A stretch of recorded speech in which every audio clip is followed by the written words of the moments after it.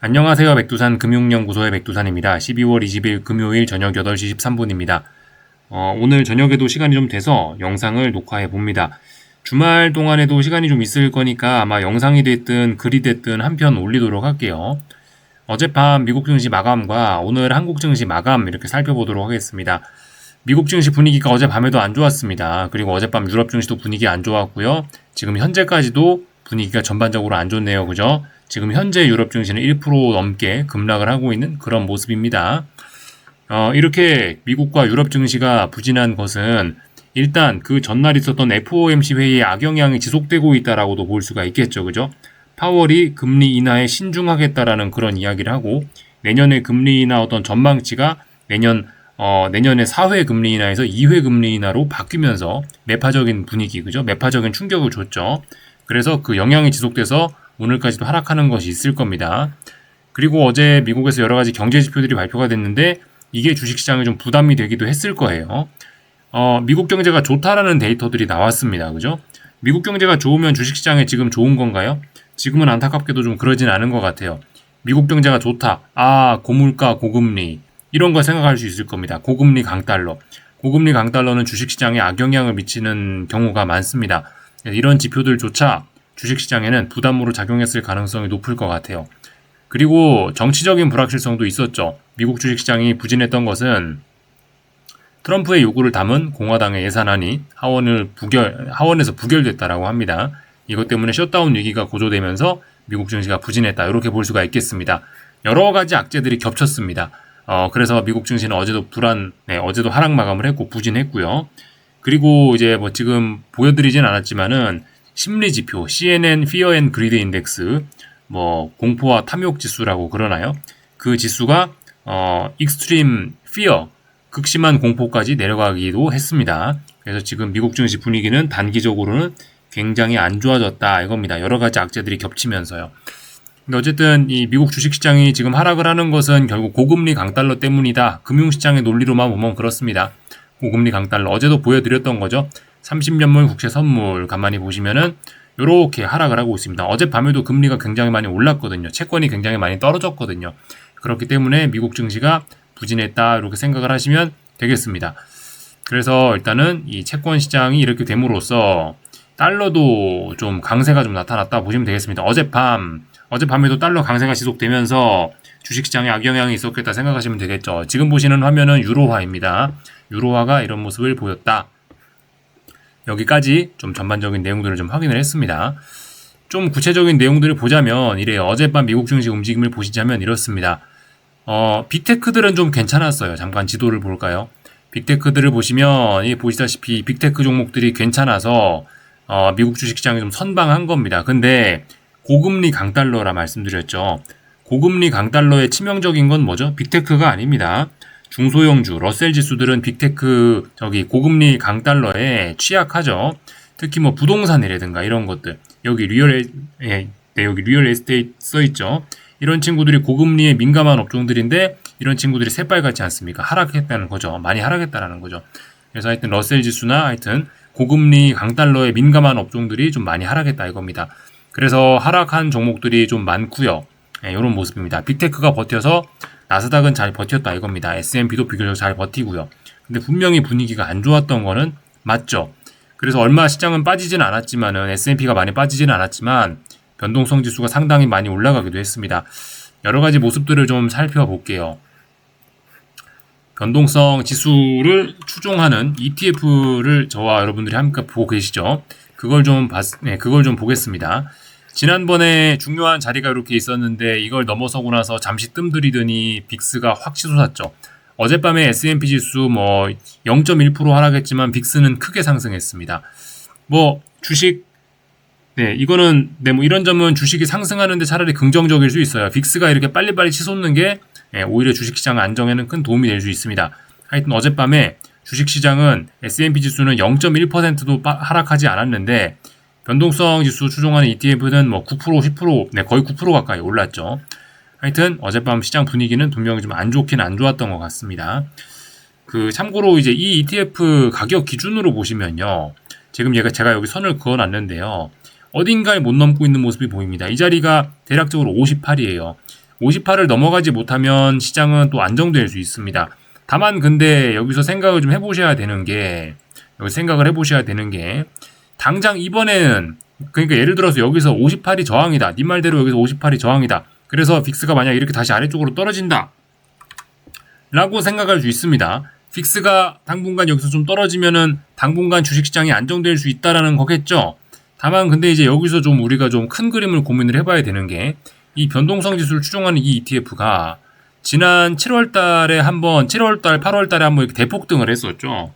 이게 예전처럼 이렇게 변동성 지수가 쭉쭉쭉쭉쭉쭉 순조롭게 죽어나가던 때가 지금 아니라는 겁니다. 이제는요. 이렇게 보시다시피 꿈틀 위쪽으로 이렇게 많이 올라오면서 지금 이제 어떤 모습들이 등장을 하고 있냐면은 요렇게 아래쪽으로 쭉쭉쭉쭉 내리깔리고 있던 이동평균선들이 이제 기울기가 수평에 가까워지고 있습니다.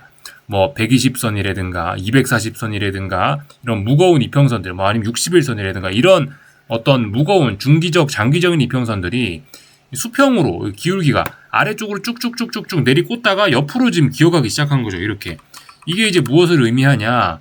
어떤 그 방향 전환의 가능성이나 에너지의 수렴 이런 걸 의미할 겁니다. 그렇다면 어떻게 되겠어요? 앞으로 추세적으로 중장기적인 추세적으로 빅스가 올라올 가능성이 있겠죠. 그런 걸 좀 생각을 좀 해봐야 될 겁니다. 당장 이게 올라온다, 당장 이제 세상이 큰일 난다라는 걸 주장하는 바는 아닙니다. 당장 그건 아닌데요. 이렇게 모여 있을 때는 이제 시장이 큰 급락하거나 정말 큰 변동성이 터지는 것도 잠재적으로 좀 걱정을 하긴 해야 된다라는 겁니다. 근데 그렇다라고 해서 당장 그렇다는 건 아니고 이게 그 타이밍이 굉장히 중요하지 않습니까? 그 변동성 이런 게. 하여튼 그래서 이 좀 중기적 장기적으로 이 변동성이 옆으로 힘을 모으는 걸 보니 야, 이거 조만간 본격적인 난세가 펼쳐질 수도 있겠구나. 지금까지 평화의 시기였다면 앞으로 좀 평화롭지 않은 난세가 펼쳐질 수 있겠구나라는 생각을 좀 하긴 해야 될 것 같아요. 58을 넘어가면은 또 당분간 또 좀 많이 올라올 수 있겠죠. 근데 일단 58, 제 생각에 오늘 이걸 넘지는 않을 것 같다라는 생각입니다. 하여튼 58자리를 좀 잘 보고 있을 예정입니다. 오늘 밤에요. 어쨌든 이 주변에서 뭐 당장 지금 빅스가 막 대폭등을 할 만한 그런 이슈는 일단 없는 것 같긴 한데 아무튼 얘가 이렇게 힘을 잘 모으고 있다? 야, 이거 좀 고개가 좀 갸우뚱해지는 그런 점이죠. 그죠? 좀 경계를 좀 우리가 해야 될 필요가 있을 것 같습니다. 그리고 미국 증시 내용 좀 몇 가지만 좀 더 보자면요. 어젯밤에 시장이 안 좋았지 않습니까? 그래서 반도체 지수가 이 모양이 되어버렸어요. 여기서 이제 조금만 더 빠지면 어떻게 되죠? 지금 변동성 지수를 보고 계신데 조금만 더 빠지면은 이제 아래쪽으로 와장창 분위기가 틀어질 수 있습니다. 보시다시피 그죠? 필라델피아 반도체 지수 차트를 보고 계신데 지금 이 기울기는 굉장히 중요하지 않습니까? 이게 중심이죠. 이게 중심. 이게 이번 상승의 중심이지 않습니까? 이제 근데 이 중심을 테스트하고 있어요. 근데 예전에 이제 건강할 때를 보시면은 이런 선 부근에 또 안 왔는데 벌써 막 뭐 튀어 올라간단 말이에요. 이렇게. 근데 지금은 어떻게 됐죠? 지금은 이 선 근처에 있는데도 불구하고 반등이 안 나오고 있어요. 그렇기 때문에 이런 점은 지금까지 몇 년간 쭉 상승해왔던 반도체 지수가 머리를 숙일 수 있다라는 그런 생각을 우리가 해야 될 때라는 겁니다. 그래서 이제 본격적으로 필라델피아 반도체 지수가 고개를 숙일 것이냐 말 것이냐, 이제 이것이 아마 이제 오늘 밤에 좀 약간 결판이 나지 않을까 싶어요. 하여튼 고점은 어때요? 고점은 이미 차분하게 잘 낮아지고 있죠. 저점은 좀 높아지고 있긴 있는데 일단 고점이 내려오는 속도가 장난이 아니고 아래쪽 지지선에서 지지력이 없으니 이거 어떻게 되겠다? 아래쪽으로 좀 많이 빠질 가능성이 있겠다 생각하셔야 될 겁니다. 그리고 뭐 이동평균선 이런 걸 봐도 그죠? 그 좀 전에 변동성 지수 말씀드렸었죠. 그죠? 야, 여기 241선이 뭐 어쩌고저쩌고 하고 121선이 어쩌고저쩌고. 지금 이건 어떻습니까? 이동평균선들이 여기 좁은 삼각수렴형 안에 다 모여있죠. 이게 무슨 의미죠? 이것은 어떤 힘이 많이 모여있다라는 겁니다. 여기에서 방향성이 어디로 튀어나오느냐가 중요하죠.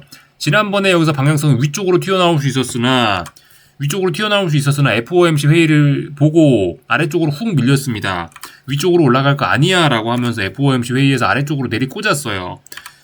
근데 여기서 이제 아직 본격적인 트리거, 어떤 방아쇠는 당겨지지 않았다라고 보는데 오늘 밤에 그 방아쇠가 나올 수도 있다라고 봅니다.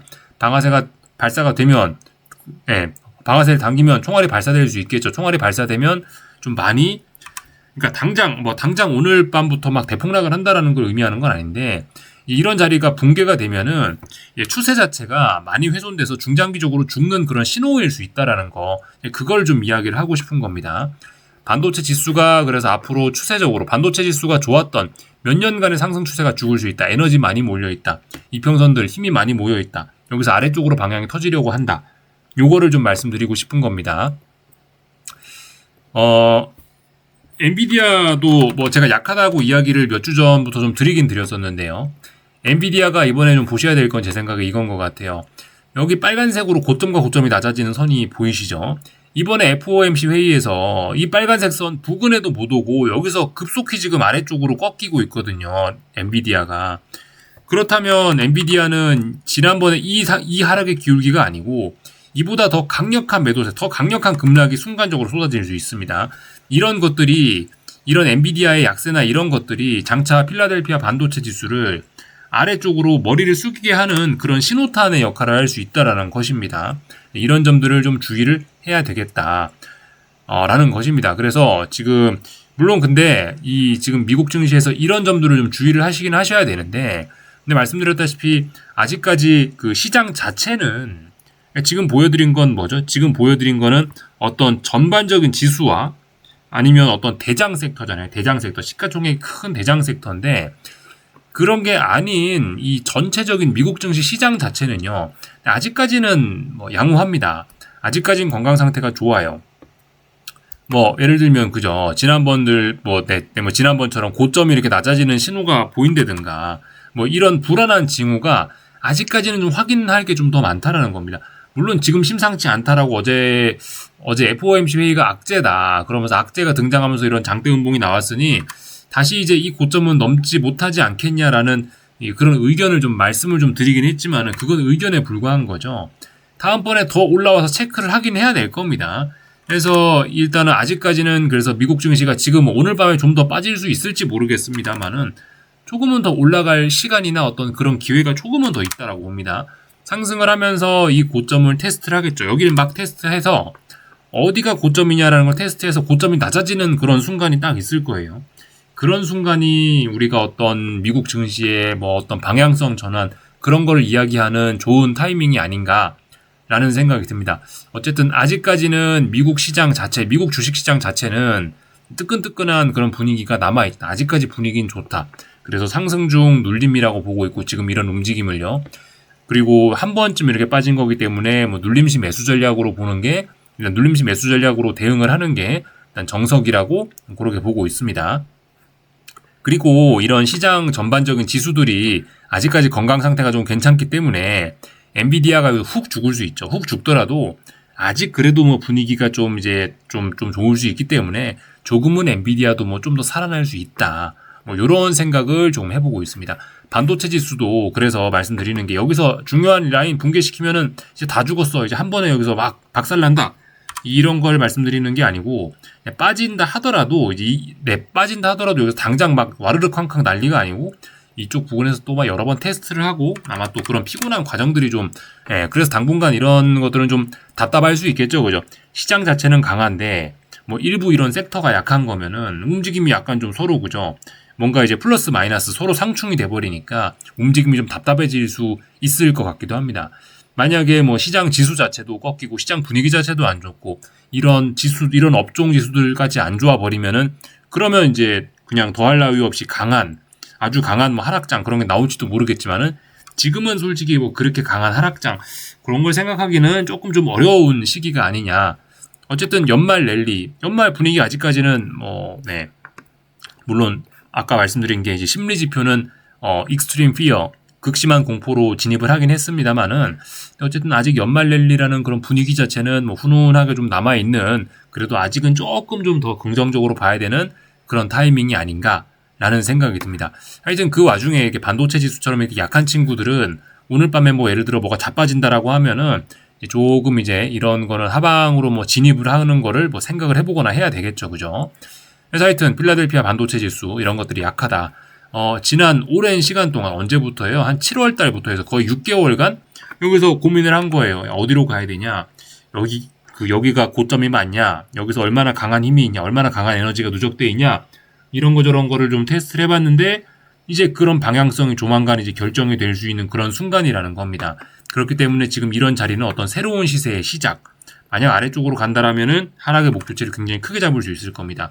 여기서 만약 버티고 또 위쪽으로 찔끔찔끔 가려고 한다, 위쪽에 저항이 많습니다. 위쪽으로는 조금 좀 제한적이지 않을까라는 생각이 좀 들어요. 그래서 하여튼 지금 이 순간이 좀 중요한 순간인 것 같습니다. 그래서 이런저런 이야기들을 좀 미국 증시 중심으로 해서 좀 말씀을 좀 드려봤고요. 필라델피아 반도체 지수가 이렇게 꺾여 내려온다면은 한국 증시에 있는 반도체 종목들 딱 기억나는 거 있으시죠? 삼성전자라든가 하이닉스, 이런 친구들은 어떨까라고 하면서 좀 고민이 좀 많으실 수 있겠는데, 저는 일단 개인적으로 좀 이렇게 생각을 합니다. 먼저 매를 맞은 친구는 밤에 발 뻗고 편하게 잘 수 있다라는 생각을 좀 해요. 무슨 이야기냐면은, 먼저 매를 얻어맞은 친구는 누구죠? 삼성전자입니다. 삼성전자는 필라델피아 지수의 모양과 전혀 딴판이죠. 먼저 맞았어요.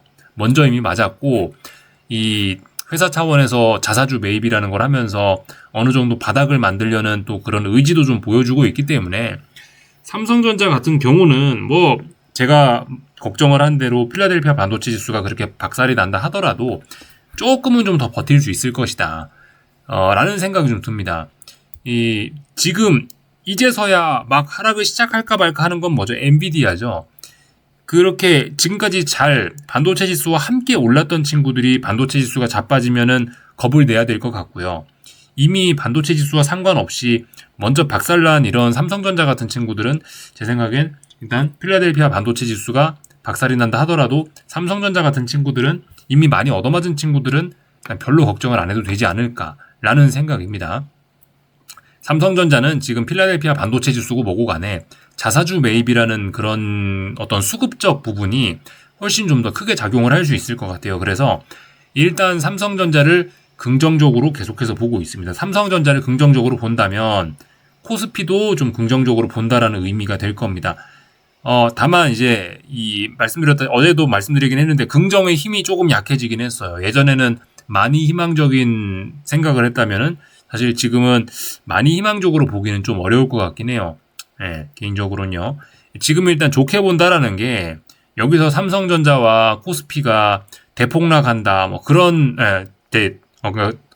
긍정적으로 본다는 게 여기서 대폭등한다, 엄청 좋을 거야라는 측면에서 긍정적으로 본다는 게 아니고요. 여기서 더 이상 당분간은 저점을 낮추긴 어려울 거야라는 의미로 긍정적으로 본다라는 겁니다. 그러니까 사실 뭐 별로 긍정적이지 않을 수도 있습니다. 실질적인 내용은. 어쨌든 더 이상 바닥을 낮추기는 어려워라는 생각을 일단은 긍정적이라고 일단 말씀드리는 거예요. 근데 사실 이제 우리가 뭐 계좌를 지키기 위해서 주식을 하는 건 아니죠. 분명히 어떤 자산 증식을 목표로 주식을 하는 거기 때문에 사실 추가로 더 빠지긴 어렵다라는 것이 어떤 이런 주식 매수의 그런 근거는 되지는 못하긴 할 겁니다. 좀 근거가 약하다라고 봐야 되겠죠. 많이 올라가는 강한 주식을 매수하는 게 사실 가장 좋은 거죠. 그죠? 어쨌든 근데 일단은 아래쪽으로 급락이나 하락은 약간 좀 제한적일 수 있다라고 생각을 하고요. 어쨌든 근데 하락이나 급락 폭락 이런 게 제한적이라면은 올라오기는 올라올 겁니다. 대신에 지금 보시다시피 이 삼성전자는 이 위에서부터 내려오는 이런 하락의 힘이나 아래에서 올라오는 이런 상승의 힘이나 이런 힘들이 너무 약합니다. 상승의 힘이 특히나 너무 약합니다.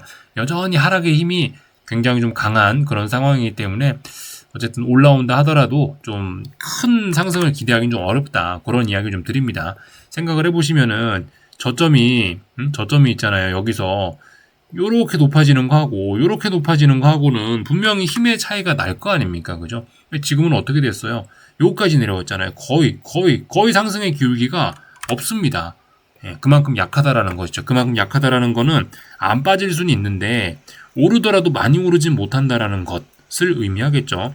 그러니까 뭐 삼성전자란 주식 뭐 매수하자면 할 수도 있을 텐데 하겠다라고 한다면 비중은 작게 갖고 가는 게 맞겠죠. 이런 식으로 일단 보시는 게 좀 맞을 것 같습니다. 삼성전자가 잘 버티고 안 빠지고 그런다면 하이닉스는 안 좋을 수 있겠죠. 지금 필라델피아 반도체 지수와 그나마 유사하게 움직이는 게 하이닉스인데 필라델피아 반도체 지수가 아래쪽으로 붕괴시킨다면은 추세선들을 붕괴시킨다면 하이닉스 타격이 클 수 있습니다. 삼성전자는 근데 타격이 좀 작을 수 있어요. 뭐 삼성전자 주가와 하이닉스 주가는 서로 좀 약간 그죠? 서로 반대라고 표현하면 정확하지 않을 수 있지만 어쨌든 좀 삼성전자가 좀 세면은 하이닉스가 약하고 하이닉스가 약하면 삼성전자가 강한 그런 서로 반대되는 그런 느낌이 있기 때문에 하이닉스는 좀 주의해야 되겠다. 그렇다면 상대적으로 어쨌든 삼성전자 많이 빠졌던 친구가 좋을지 모르겠다. 뭐 이런 이야기를 좀 드려봅니다. 그래서 뭐 자연스럽게 미국 증시 이야기하다 한국 증시까지 좀 이야기를 해봤고요. 그 코스피 지수 이야기는 좀 전에 삼성전자와 비슷해서 그냥 가볍게 할게요. 이 삼성전자 덕분에 하반 경직성, 그러니까 더 이상 추가로 막 지수가 당장 막 대폭락하긴 좀 어려울 것 같다는 생각이에요. 그렇지만 지금 이제 그래서 말씀드렸다시피 어떤 바닥을 확인하는 삼중바닥형을 만드는 이런 바닥 확인을 하는 고통스러운 과정이 지금 진행 중인데요. 여기까지 이렇게 내려오면서 바닥을 확인하면 다음번 반등의 탄력이 약할 수밖에 없다고요. 그렇기 때문에 너무 긍정적으로 보긴 좀 어렵다. 빨리빨리 여기서 한 번에 이렇게 올라갔었어야죠. 근데 FOMC 회의 때문에 지금 이틀 동안 하락을 얻어맞으면서 반등에 대한 기대치는 작아졌다. 이렇게 생각하시면 되겠죠.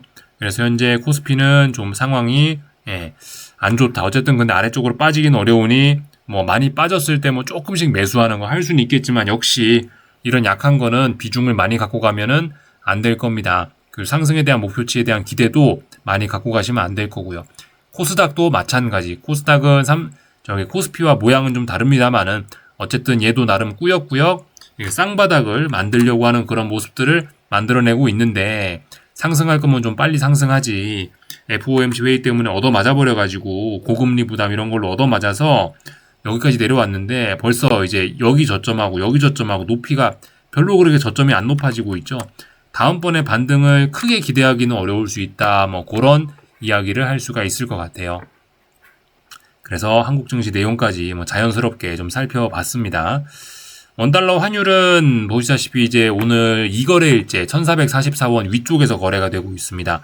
잘 안착하는 과정이라고 봐야 되겠죠. 뭐 이제는 고환율이 우리의 좀 일상으로 자리 잡는 게 아닌가 싶습니다. 그래서 어쨌든 환율은 이 단기간에 너무 급등했기 때문에 뭐 상승 피로감을 좀 소화하는 그런 시간이 조정이 좀 필요할지 모르겠으나 레벨업은 된 것 같고 2거래일째 잘 버티고 있으니까요. 2거래일째 1444원 위에서 잘 버티고 있으니까 레벨업은 된 것 같고 그렇다면 위쪽으로 좀 당분간 계속 올라갈 수 있겠죠. 환율이 저렇게 고환율이 계속해서 저렇게 좀 부담을 주면은 어쨌든 한국 증시의 반등도 조금 좀 느려질 수는 있을 겁니다. 사실 그 고환율은요. 지금 환율이 막 1,400원, 1,500원 갈라 그러는데 사실 고환율은 이제 지금 막 저렇게 고환율이 진행 중인 당시에는 좀 안 좋게 해석하는 게 맞긴 맞는데 여러분들 사실 근데 이제 고환율이라는 게 그럼 무조건 안 좋은 거냐 사실 뭐 그렇지는 않습니다. 고환율이라는 게 이제 우리가 감기 걸리면은 몸에 열 나고 기침하고 아프면서 자연스럽게 회복이 되잖아요.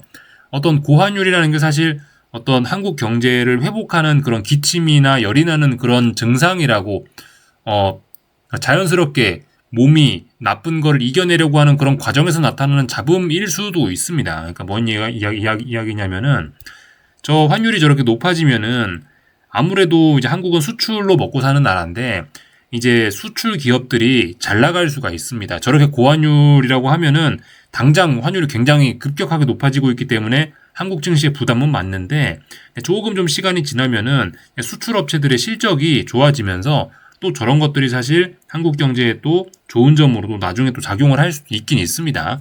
사실 모든 것은 뭐 돌고 도는 거고 언제나 시장이 안 좋고 언제나 시장이 좋을 수만은 없습니다. 좀 약간 그런 식으로 좀 생각을 하시는 게 좋겠고 그런 측면에서 지금 저런 고환율이 사실 지금은 주식시장의 부담이 맞고 한국 경제의 부담이 맞아요. 분명히 그건 분명히 인정을 해야 되는 점이나 어쨌든 시간이 지나면은 어쨌든 우리 주식하는 사람들은 이제 한 발짝을 더 앞서서 생각을 해볼 필요가 있겠죠. 그죠? 한 발짝을 더 앞서서 좀 미래를 그려보고 그런 게 필요할 텐데 그런 관점에서 지금 고환율은 어쨌든 또 한국의 수출 기업들한테 또 지금 희망의 싹이 되고 있는 측면도 분명히 있긴 있습니다.